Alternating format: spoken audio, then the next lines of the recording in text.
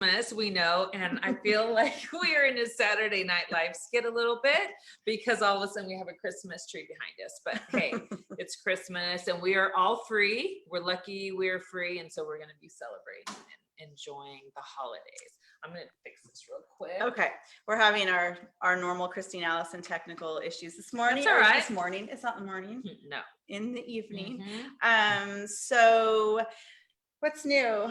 I found out that on next Friday the 10th on Netflix is the Unforgiven, the one with Sandra Bullock. Yeah. So we should have a movie party at my house. I saw a little bit. I saw the previews of that. And anytime you see a movie about someone coming out of prison, I'm always like, I don't know how my body feels about watching.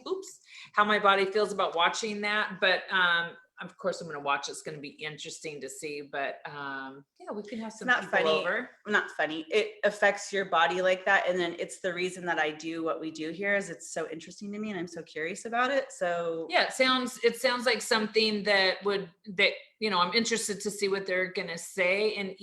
And I don't know about you, Chris. A lot of times when you're like just doing life and you do hard stuff and you get through it and you're like, yeah, I got through it. But then something happens and your body gets like a visceral reaction to something. You're like, oh yeah, I guess that was bad. Or yeah, I guess I still have some unresolved things to, talk about. But yeah, we're all good, but yeah, it'll be fun to watch it.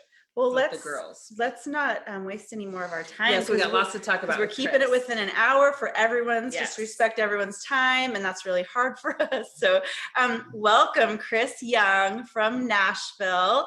This is a guest that I kind of got emotional today as I was preparing for this conversation. Just hearing more about your story and the things that you've been through and your perspective on it. I think the thing in Allison's world that I love so much is perspective, because things can be different, but the facts can be different. But the way you choose to look at it, I mean, the facts can be the same, but the way you choose to look at it can change everything, and how you heal, how you move forward. And you have a really great perspective on what's happened in your life thus far. So Chris Young from Nashville, you had First, wait, I want to tell a little bit about the Freedom Exchange real quick in case someone hasn't been on here. Hey, everybody. My name's Christy. This is Allison. We are with our guest, Chris, and we do the Freedom Exchange, which is the reason we did this is so that we can have great conversations with people who have been impacted by the legal system. And our big thing is to bridge communities, so people who have never met anyone who's been in prison can ask questions, can be curious, can get an idea about, so we're all human and we've all made mistakes. And so many people that have not been incarcerated have made mistakes and just keep it quiet. They don't talk about it, but then, everyone carries some sort of guilt and shame. So we're just laying it out there, bridging communities, and we're really happy everyone's here. We'll do a shout out to the people that are on here live later. Okay. So thank you. Oh, we're looking at the shadows. Oh, here they are. So Chris, you served a little over 10 years of a life sentence. And this is the part our viewers are going to be very interested at, because you're sitting here with us talking to us. And if you're like me, who I have not been incarcerated, and you're watching this and you're thinking, I don't understand how that works, a life sentence, but he's here. So we're going to get into how all of that transpired for you. You have some really poignant parts to your story, and you love this word, but you have some audacious decisions along the way that helped get you to where you are right now. You didn't just take your sentence and kind of roll over and just take it. You stood up for yourself, and we're going to get into that, which I'm excited about. But before we start that, Christy and I were just talking today about variables, about how everyone in their story in their life has different variables in your childhood. So wherever you lived, your access to education, your access to mental care, medical care for your body, the type of school you went to, trauma and abuse that maybe was in your home or in your family. What other variables? Just, what your family of origin is like, do you have mentors? Do you have aunts? Do you have teachers? Do you take the bus? Do you get a ride to school? Do you walk to school and interact with people that you get in fights with? There's so many different things. Yeah. And if we can understand that it's so easy, and I'm coming from, we're bridging here. Yeah. I'm coming from that place where years ago I could say, how could they do that? I would never do that. And Or why is he out of prison if he had a life yes, sentence? and to figure if you can take people's variables into consideration and think, I didn't live that life, I didn't walk in those shoes, and we're all capable of different things based on those variables. And so, Chris, we're going to get into that right now with you. Hi, Chris. I know. We're I'm talking. sorry. We talked for He's 6 like, hello. minutes. We're No, done. you're perfectly fine. I want to tell you ladies, thank you for having me here, and good evening to you. I hope everybody out there that's watching is having a good evening. I'm very fortunate to be here and to be free and able to speak on my story, and hopefully able to change people's perception and break the stereotypes and change the paradigm. So thank you for having me. You're welcome. Thank you for joining us. You're a really special guest that we were excited to talk Super to. excited. This is, we're very honored to have you on our show. So let's get into those variables. Do you, as much as you're comfortable, can you share with us kind of your childhood and what your variables looked like that kind of formed those early years for you? Yes, ma'am. Lacking necessities. I lack the bare minimum that every person is supposed to have. Unfortunately, my mother was addicted to crack cocaine when I was growing up, and me and my brother lived in some very extreme and dire circumstances in our childhood. We went without lights and water for months at a time.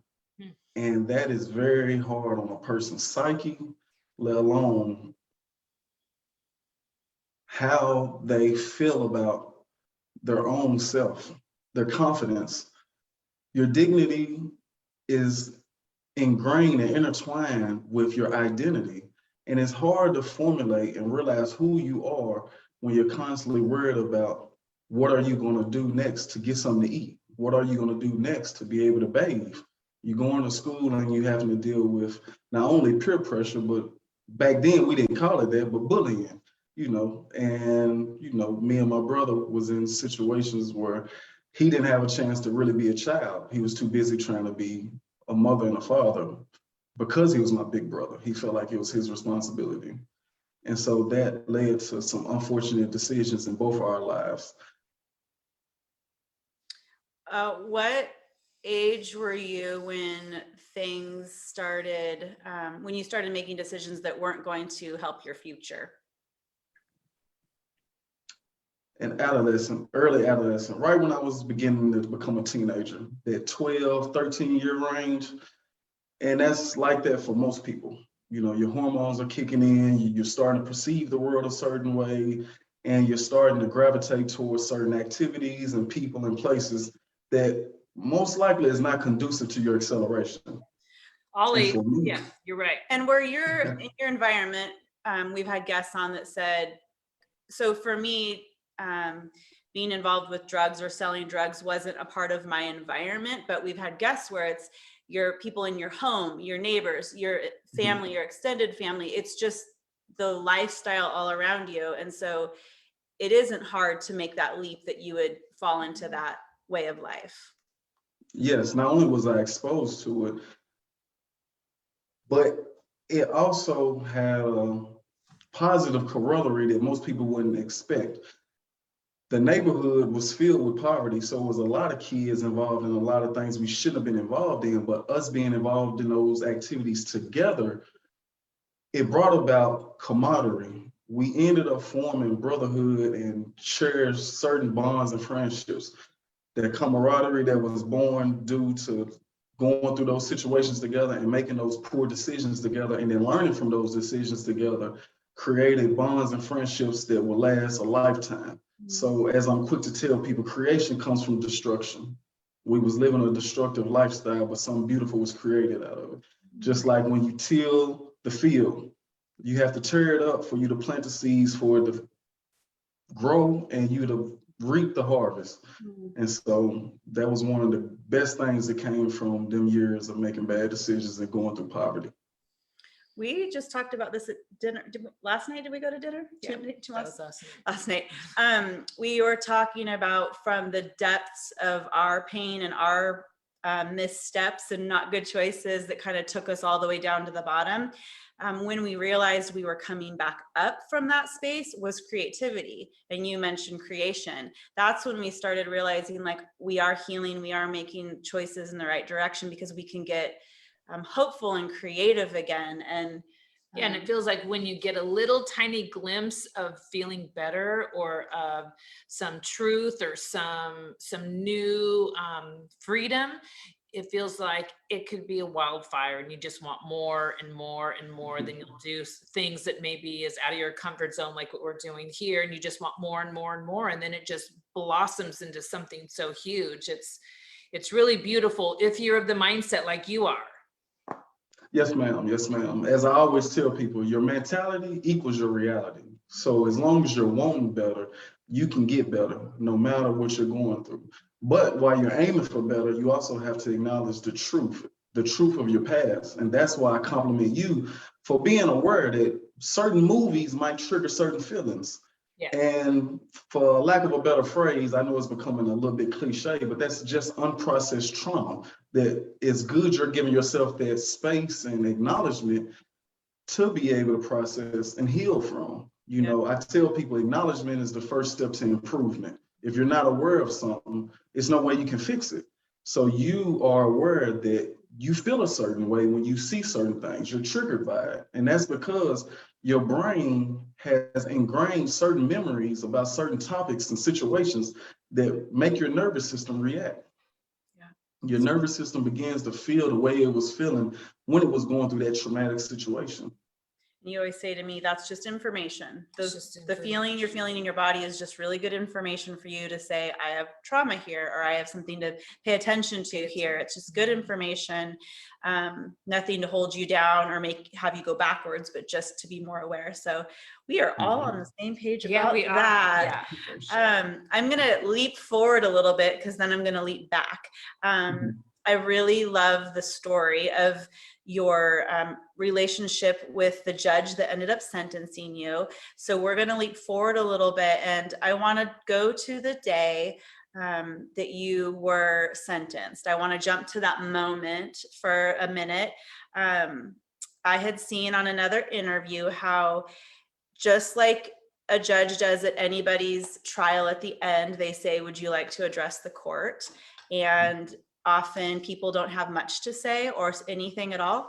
And you ended up having a 45 plus minute something to say. And then it turned into a dialogue and a conversation with the judge before he sentenced you. And we'll get into Judge Sharp more, but I wanted you to share, what did that moment mean to you? And what was it that you really wanted to convey to the court when you knew possibly what you were about to get sentenced with? So before I even got there that day, I knew what I was getting. It was a mandatory sentence. It was the least I could get. It was called a mandatory minimum. The federal system, it has certain statutes that guarantee you get sentenced a certain way. So in so many ways, the prosecutor has more power than the judge. Depending on how he charges you determines how you get sentenced. And so that day I was getting a mandatory minimum of a life sentence, actually 2 life sentences. And so I knew what I was gonna get. But that was also the impetus and the motivator for me to want to convey not only my worth, my potential, but the fact that I was a human being. I wanted everybody in that courtroom to realize you're not just gonna throw away a paper cup, a plastic fork or a spoon or a plate. This is a real human being that really has potential. I did not come from the same circumstances as a lot of people. As y'all was speaking on at the beginning, certain variables are in each person's equation. And as we know, simple arithmetic teaches us, depending on those variables, the conclusion will be one thing or another. Yes. And I had certain variables in my equation that the conclusion came about that I unfortunately chose to sell drugs and got caught. So that day, I wanted to show that had the circumstances been different, I have the same cognitive abilities, the same aptitude, the same comprehension skills as somebody that's in an Ivy League school right now. And if I was ever given a chance to be free, I could utilize that potential, utilize my plans, and my ambition could drive me to manifest all my aspirations that will help not only me, but humanity as a whole. Because I can touch not only myself, but my family, my community, and hopefully we all are a ripple effect amongst the world. So that was the main thing I had in my mind that day. Did you plan what you were going to say? Yes, yes, yes. I never wrote it down.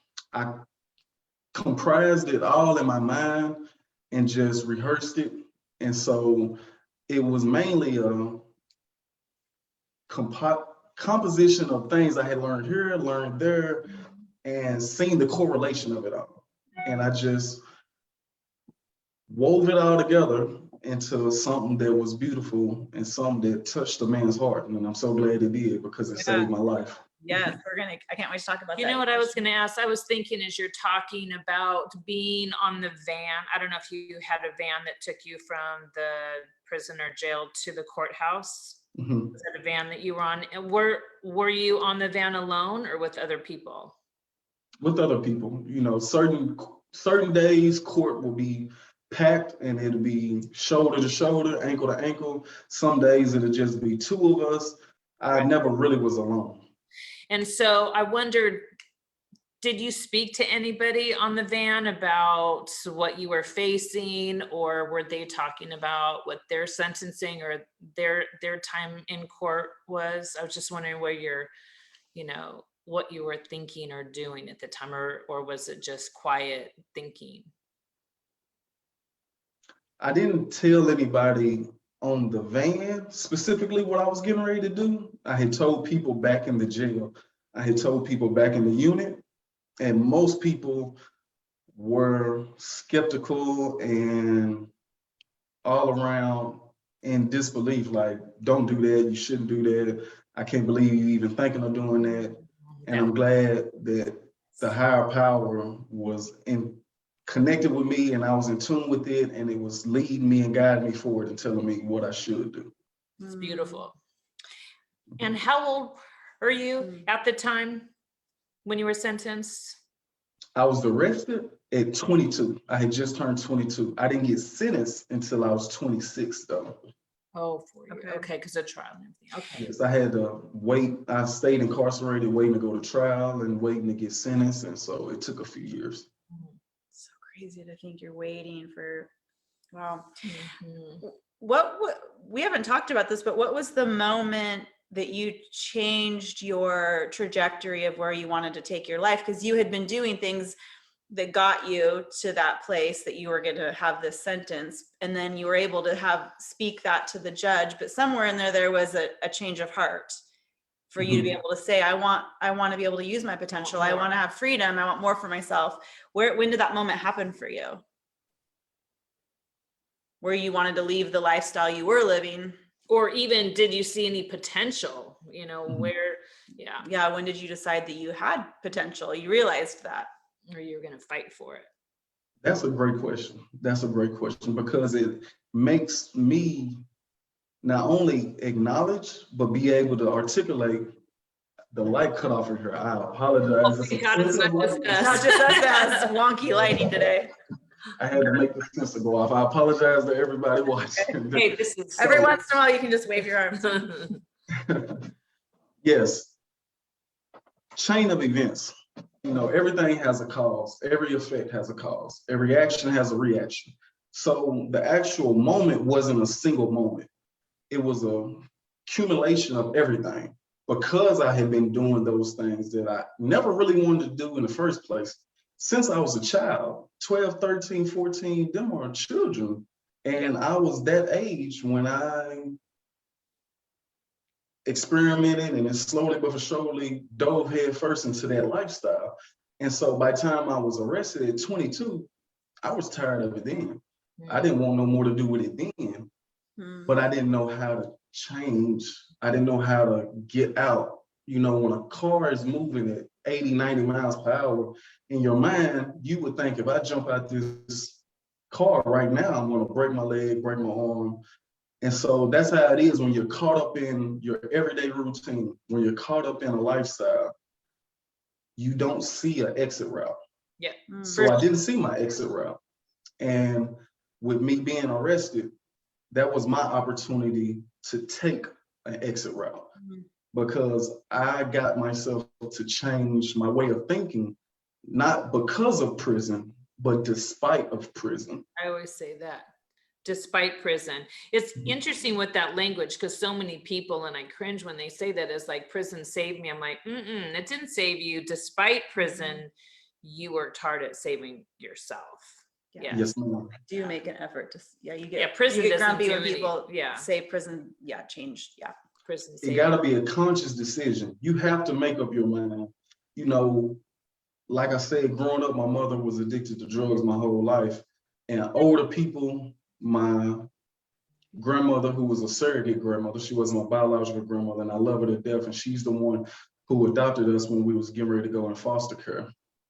She always told me, baby, she gonna stop when she ready to stop. And that is true. And I'm proud and happy to say my mother has been sober for 14 months now, and she's been working and she's been doing excellent, and I'm so proud of her. I just was with her yesterday, and literally every time I look at her, to know that she works, to know she has bank accounts, to know she is going to concerts, buying clothing, doing things that she disregarded and took for granted for so many years, it makes me so happy to see her with a smile on her face and to be healthy. So yes, a person has to change because they want to, not because of the situation they're placed in, because prison actually is a place where a lot of people get worse because it's so hard, because it's so painful. I just let the pain be the mechanism for my change. Yes. Thank you. As we know, and I feel like sorry, we're in one a second. Saturday night life. Get a little bit. Today is not our like. Could you hear that? Could you? Yes, I did. Darn, I was trying to look it up over here, and I just said forget it. I never push buttons when I'm in a conversation, and I push a button just because it's my fault. Okay, sorry. Okay, so I want to move to this really, really beautiful part of your story that I love so much, and that is, so I'm not sure if this is, I'm trying to remember where I heard this or who said what, but your judge gave you that opportunity to have that conversation and to have that moment in court, and you took the opportunity, and like you said, it touched his heart and it changed him in such. And how could it not? Sorry. That's okay. How could it not? But it doesn't. We've heard over and over again of judges that don't have that compassion or seem to have empathy for the people that are before them. And you didn't, I don't think you loved your judge, yet you have a judge in your life right now that wasn't your judge, but she's in your life as a mentor, and she's incredible. And so, and you have Judge Sharp. So I know that, you know, he had given you that opportunity because he wanted to restore a little humanity in you and give you that moment of being able to speak for yourself and advocate for yourself, and it changed him. So this is the part of the conversation I would love you to share. After he, gosh, I can imagine his heart when he had to sentence you to, because of a mandatory minimum situation, he had to sentence you to life, yet he had compassion for you, but he had to do that. And so your relationship didn't end there. So I wanted you to share after sentencing what happened in that relationship, and then maybe somewhere in there dovetail Brittany Barnett into your story. Thank you. Thank you for giving me that moment to highlight both of them two amazing people. Prison is long. Let's just you pause. have the best smile, let me just tell you. You just had to pause and I love it. That's so good. Awesome. Okay, we're ready. Well, thank you. Thank you. Yes, both of them people take my breath away. Both of them people mean so much to me. I'll never truly be able to articulate and convey the level of love and respect and all around appreciation I have for them too. So prison is long and monotonous. It is something that is boring and day after day, the same thing. And some of those same things can be violence and all kind of wild, crazy stuff, but it's day in and day out, day in and day out, and you get tired of it. It's exhausting. And I was having one of those long, exhausting days, and I went to check the prison email. The federal system allows guys that's incarcerated to email back and forth from family. And it takes all days, it takes like 3 to 4 hours to receive one, but it's okay. It's better than a letter that takes 2 and 3 days. So you got to be appreciative. So I check it throughout the day. And like I said, I was having one of those long, exhausting, tedious, monotonous days. And all of a sudden I get on there and I had like 5 emails, and all of them said, "You're in the newspaper, you're in the Tennessean. Oh my God, read this." And so I'm slowly trying to figure out which one I want to click in first, because I'm like, it's too many people saying the same thing. And I clicked in one, and it was the headline. It said, "Judge Kevin H. Sharp steps down from the bench." And it's because he had to sentence Chris Young to life and he thought it was wrong. And I was blown away. It took I me a know, while. me too. Your judge stepped down from his job because he was so impacted by how he had to sentence you and probably other people before you. This probably Yeah, and I was was just about to like throw the, that. Yes. I'm glad you said that and threw that in there, because that is the truth. He had been disturbed spiritually and morally about his job. And I was that breaking point. I was the straw that broke the camel's back. And I'm appreciative that I carried the weight I did to make it push him over the edge. And because him going over the edge picked me up off of the ground. It helped climb me out of a miserable, devastating situation. And so once Judge Sharp spoke out of my favor, it led to Brittany Barnett saying, "Okay, this is the second article I've read of this young man." And a mutual friend of ours, Miss Taylor Dovin, she's a journalist. She had been supporting me since she did an article on me in 2015. And so she agreed to be the conduit to connect me and Miss Barnett. So the first time I spoke to Miss Brittany, she always embraced and believed in this slogan right here. This is actually one of the hoodies that she's starting to sell on her Buried Alive Project website. Buried Alive Project is her nonprofit. And she believes in freedom. There's nothing more urgent than freedom. And so after reading about me twice and then finally having a mutual acquaintance introduce us, she was like, "I want to help you. I'm going to help you." It wasn't "I want to," I'm going to. And she's a strong believer in bringing about whatever you want by believing in it and taking those steps towards it. And she believed that I should be free. And she worked her tail off until I finally stepped out of them gates this year in 2021. And for our viewers, who is she, or what is her career? She is a lawyer. She is an entrepreneur. She is an author. She started out as a corporate attorney. And out of the love and compassion and empathy she had for those going through the situations that I was going through, she resigned from her job. She was a corporate attorney. She resigned and said, "I'm going to represent people sentenced to draconian and disrespectful sentences for drug charges." She's never disputed the devastation that comes from drugs. What she's disputed is how America's extremely punitive legal system creates an effect that's worse than the drug itself. Yeah. The drug itself is a bad thing, yes, but ripping people away from families and making the whole family have to go through that struggle of incarceration and the missing of a loved one and the missing of a mentor and a guider, a protector, is worse than the drug itself. it is. And so she has stepped down from being a corporate attorney, agreed to represent people who were sentenced to excessive drug sentences pro bono for free. And she altogether has gotten 54 people released, and 32 of them had life sentences, all of us for simple drug charges. Can I play devil's advocate really quick? I like devil's advocate. I don't normally do this because I think you're amazing and we just love you. But something you just said, I'm hearing certain viewers or certain populations say this: but you did the thing, but you did illegal things more than once. And for you, it was nonviolent, but you still repeatedly broke the law. So to say that the families have to go through incarceration also, and the families have to struggle losing a mentor and a loved one and a dad and a brother and a son, but you did the thing. So how do we say this to the viewers?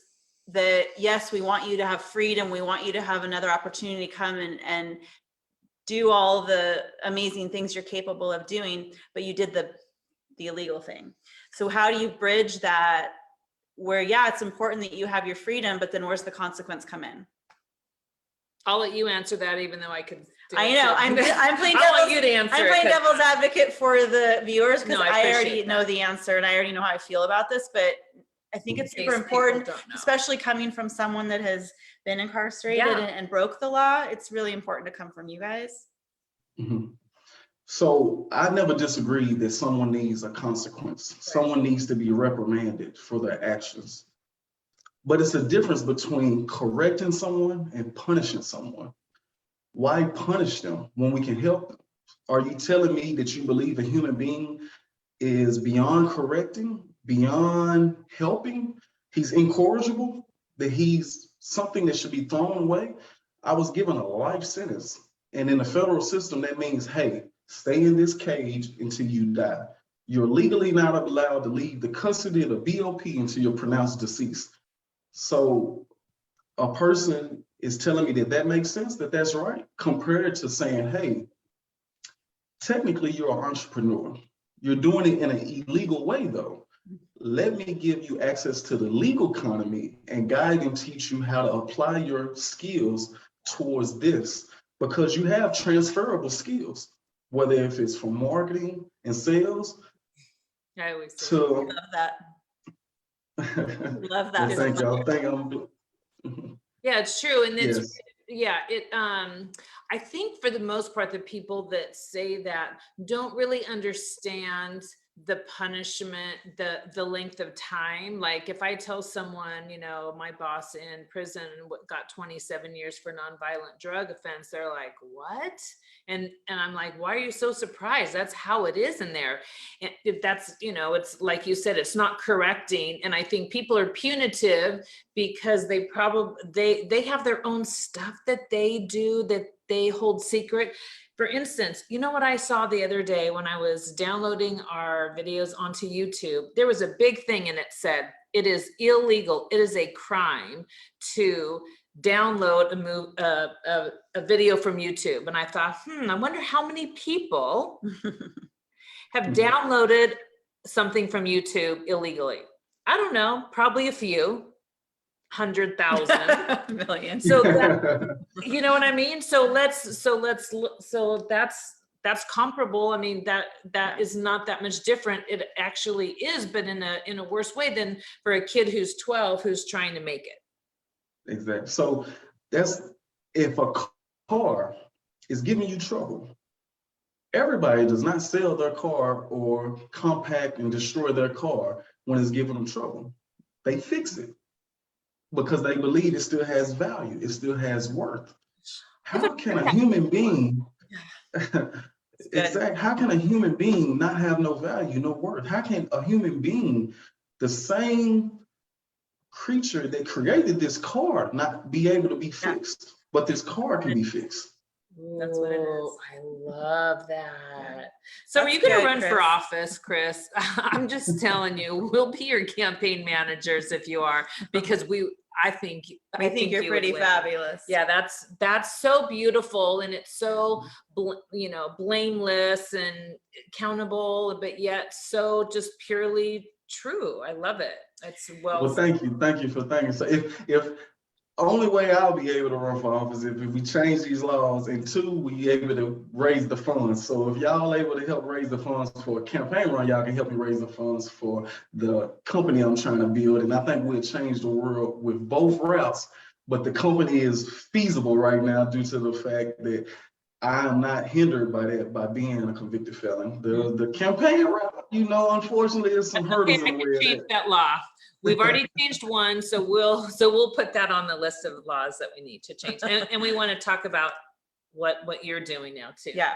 But Let me Daniel, see you if have another we, question. yeah, I just want to see if we get to, well, I watched this video and I had to call Christy right after I watched it this afternoon of when you were walking, when you got released. Oh, we got to go back to that. But when you were released and you walked down the terminal and the judge was there to meet you, and the hug he gave you and the way that you guys embraced, I was just like, that's just human love at its most beautiful, deep.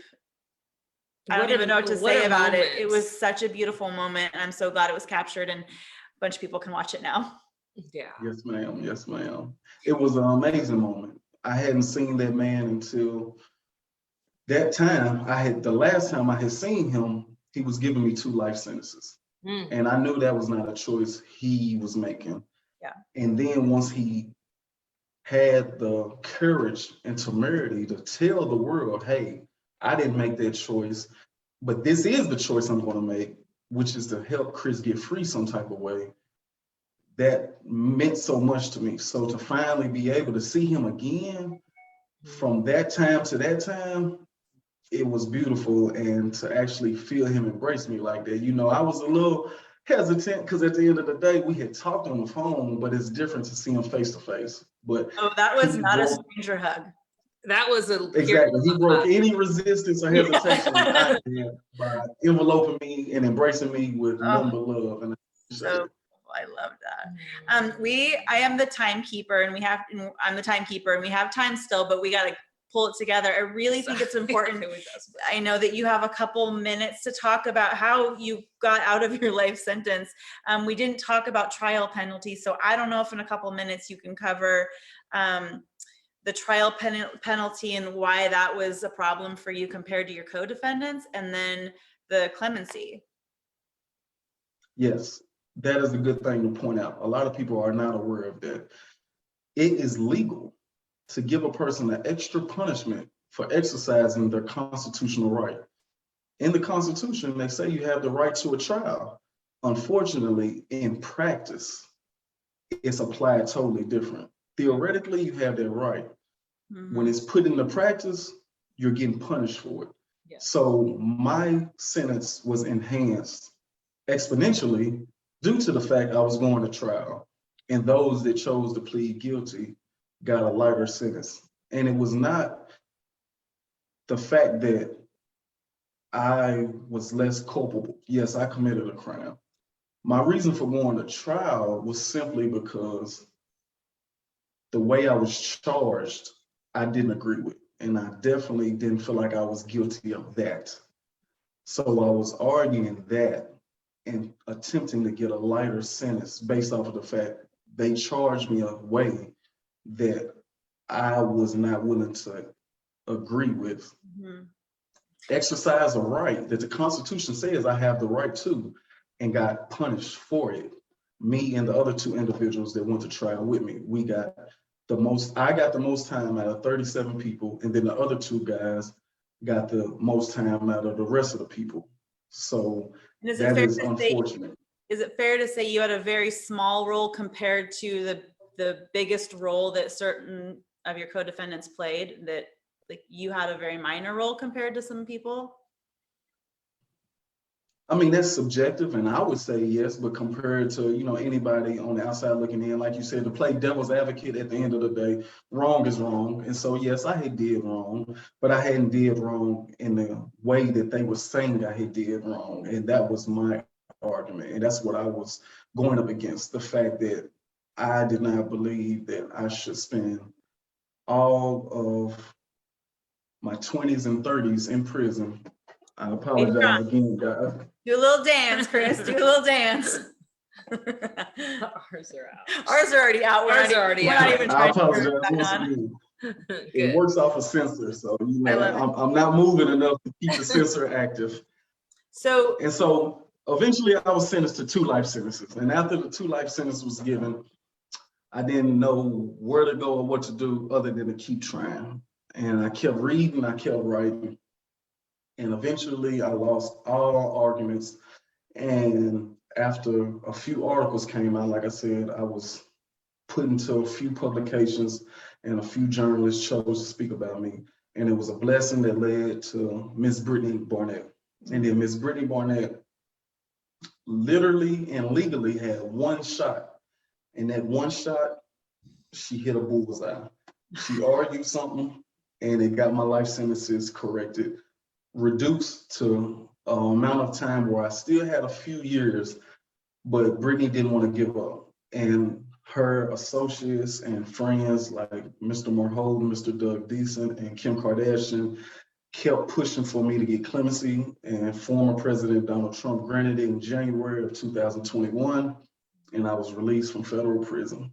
And I got a chance to fly back to Tennessee and see Judge Sharp, and that's that amazing moment captured on video.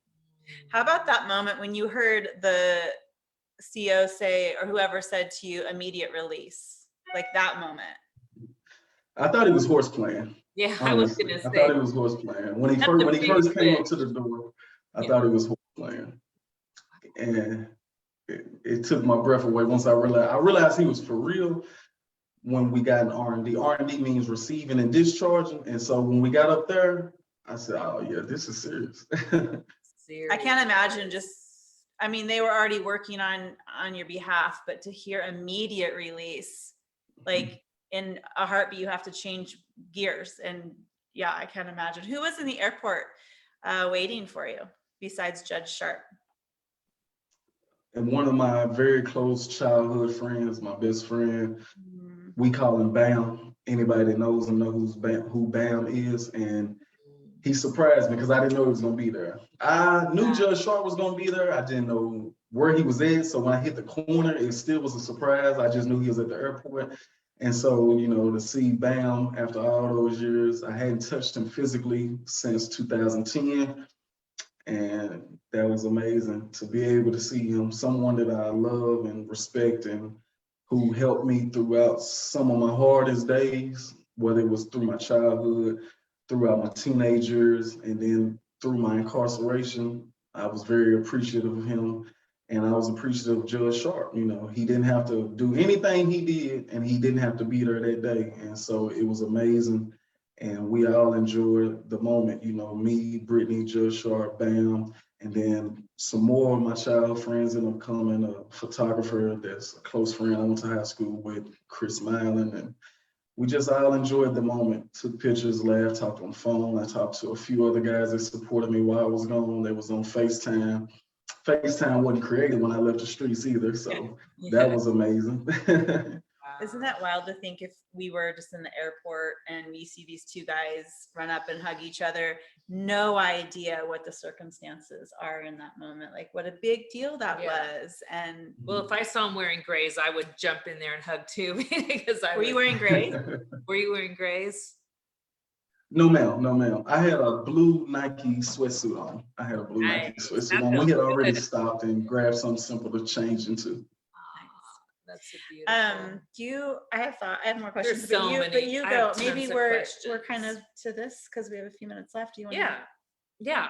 Well, there's so many, I have so many questions and just so many comments, and it can just spill, you know, everything that you're talking about and things that you've gone through and your, you know, mental decisions and experiences really can just spill over into everybody and everyone's decisions. Maybe they're not a decision about what you're going to do in prison, but just, you know, there's just so much of redemption and just love. Like you said, the judge didn't need to do what he did, but he did. And so how amazing would that be, us as humans? Like, I don't need to do what I'm going to do, but I'm going to do it. And then we get that feeling. I'm sure he goes to bed at night and just sleeps just amazing, knowing that, you know, that you're free. And that's what life is so much about. So you talked about, besides your campaign and being able to run for office. Gosh, she's so pushy. I'm serious. Well, I'm not going to push. I just think it's a possibility. So What else are you doing right now? We always want people to be able to jump in and help and support. So what are you doing right now? Okay, so to segue into what I'm doing right now, it was something you said that made me think of a quote by a psychologist. The psychologist was George Herbert Mead, and he said, the individual is not just a citizen or a member of the community, for he is who reacts to it. And in his reaction, he changes it. So we have to take that into account and really embrace it and understand every action has a reaction. Every one of our decisions is helping shape not only humanity, but the next person's experience. We have to realize everything we choose is connected to each other in some way, shape, form, or fashion.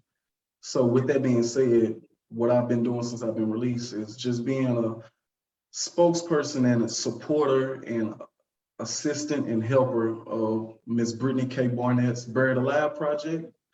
That is an organization she started where she represents the people that I was speaking on with the drug charges and helping them get free from them draconian sentences.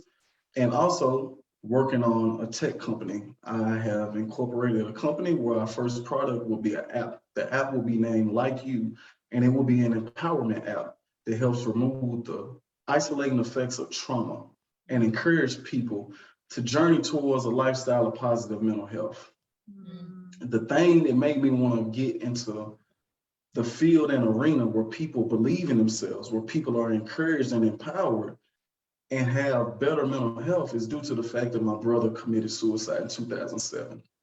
That was an unfortunate event that has never left my mind and my heart. And it's something that I believe can be assisted properly with technology. And so I'm working and taking the steps to get into that field and arena and to help people, while at the same time assisting Miss Brittany Barnett with any and everything she needs with Buried Alive. She has done amazing things by herself, and now she's trying to expand the team. Her co-founders were two of her clients that had life sentences also, and she got them free after they served excessive amounts. And all of us just plays our part and just try to assist Brittany in everything that we can and help her bring about everything that she's always dreamed of. She always says she wants us to manifest freedom. And to do that, we have to make up our mind on what we want in life. And she also believes that nothing is more urgent than freedom, like this hoodie says. So we need to free ourselves mentally, physically, and eventually financially. So she also assists her former clients with a lot of their entrepreneurial pursuits. She has a fund, it's called the Manifest Freedom Fund. And within it, she's invested into justice impacted entrepreneurs, not just her former clients, but former clients and their family, and helping bring about That's beautiful. the dream utopia that we all talk about and think about. Because a lot of her clients and a lot of people that's impacted by the justice system has creative ideas that will help humanity. They have intellect that's not tapped into. They just don't have the same resources that you, her, or him might have and be able to reach to. So she's trying to break down that barrier and eliminate any type of roadblock that's in the way of people that's been impacted by this justice system and help bring about true sustainable liberation. That's what she calls it. And I always compliment her because she understands sustainable liberation comes when financial freedom is mixed with physical freedom.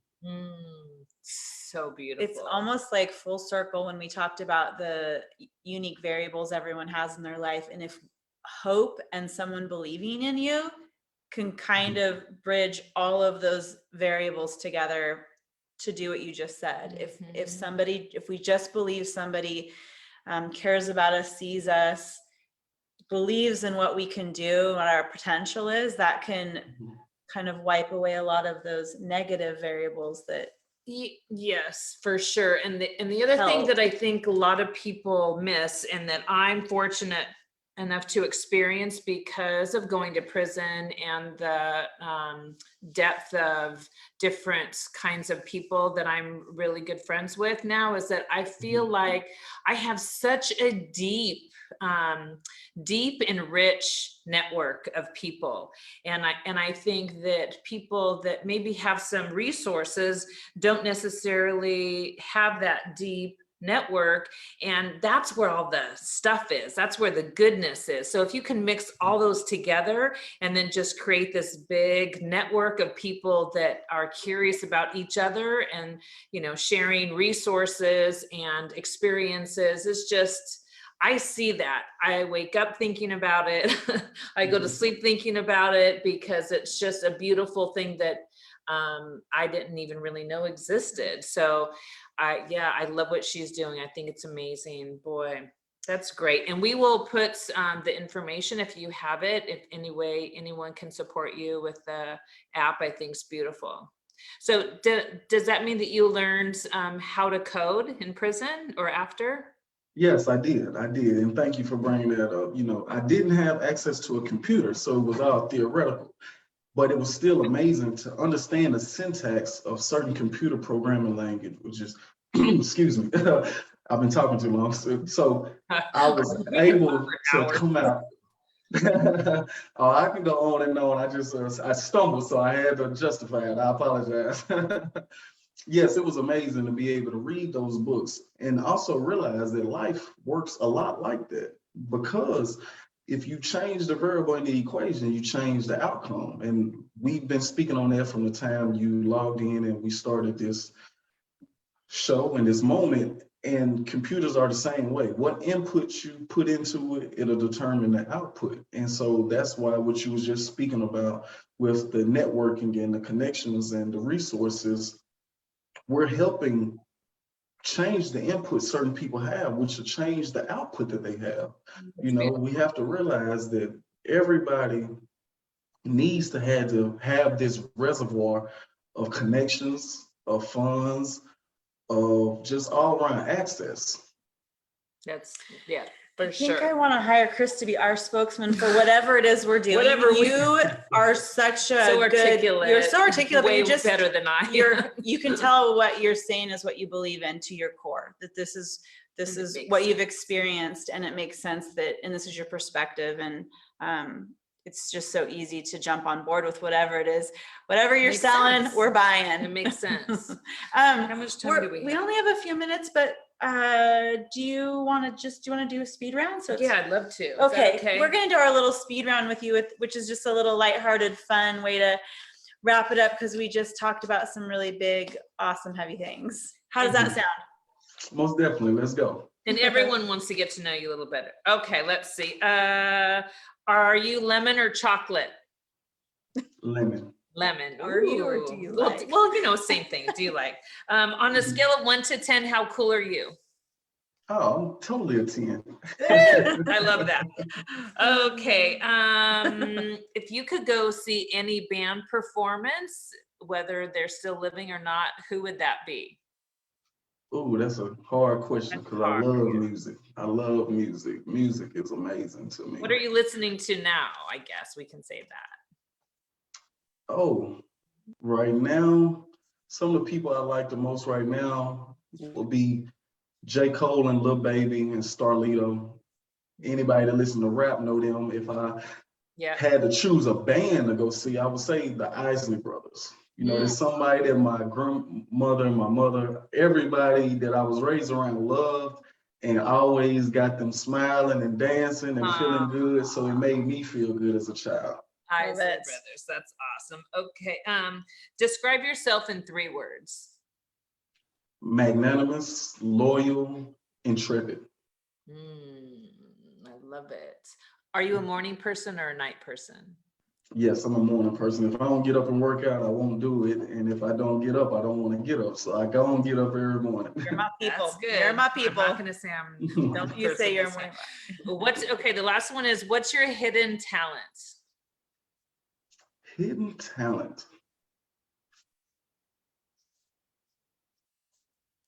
It's a good question. Because I wouldn't say it was hidden, but in my mind, I think I could cook. I think my mama would die laughing if she could hear that. I think I can cook Oh, because yeah. I just love to experiment. And so, That's you know, so and I know how to comprehend. So if I can watch somebody or hear somebody, I can apply it in a way that I know that my taste buds will resonate. So I could only hope that my guest taste buds would too. so you can experiment. I know the Totally. question you're going to ask now. So go Oh, for she it. always asks it, but I was say, what was your favorite prison food? Pizza. Pizza. They give us a little slice of pizza once a week. I think it's Tuesdays. I was gonna I say, what can't remember. pizza I know do- Wednesdays is hamburger and cheeseburger, but I don't eat beef. Yeah. So, you know. That's cool. Yeah. All right. You Yeah. ready? We're not ready to say goodbye. I know. I wish at all. we can do another one. And I know, and I know we don't have any time, but I just wanted to wish you luck I think it's this coming week that you're going to go on, you're going to go with the judge to Washington. Yes, yes. Judge Sharp is speaking at a panel in Washington, D.C.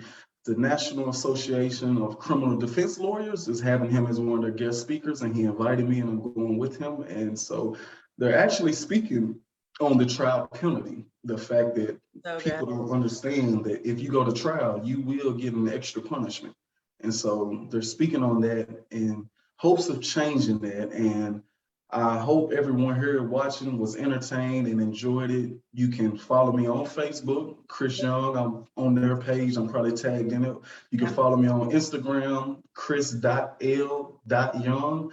And I'm in the construction phase of a website that's chrisyoungvision.com. And definitely last but not least, buriedaliveproject.org. Yes. That's buriedaliveproject.org. Miss Brittany K. Barnett is doing amazing work getting people free. And not only is she getting them free, when she gets them free, provides them with a stipend to help them start life over and rebuild. So any donation you make on there is going towards some amazing work and helping some amazing people. That's So good. fantastic. We will list that at the bottom Yeah, of in our our notes. feed here. So thank you so much. I wanted to give a shout out to Mrs. King and Malik that's watching from New York. They're super excited to be on here with you. I know he recommended me call you, which I love. I'm so glad we got to know you, and maybe we can talk to you after you get back from Washington. Yes, ma'am. We're friends now. Like you said, we locked in. So We locked in. We are each other's people from now on. Chris, this was awesome, more than I could have imagined. We were so excited for this, and thank you so much. No, thank you guys, and keep doing what you're Welcome doing. home. Congratulations. Yes. We're so happy you're home. Yeah, Thank you. Thank and you. we'll be in touch. Yes. Yes, ma'am. You Okay. amazing ladies. Have a good night. You Thank too. you, Bye, Chris. Bye. Bye-bye.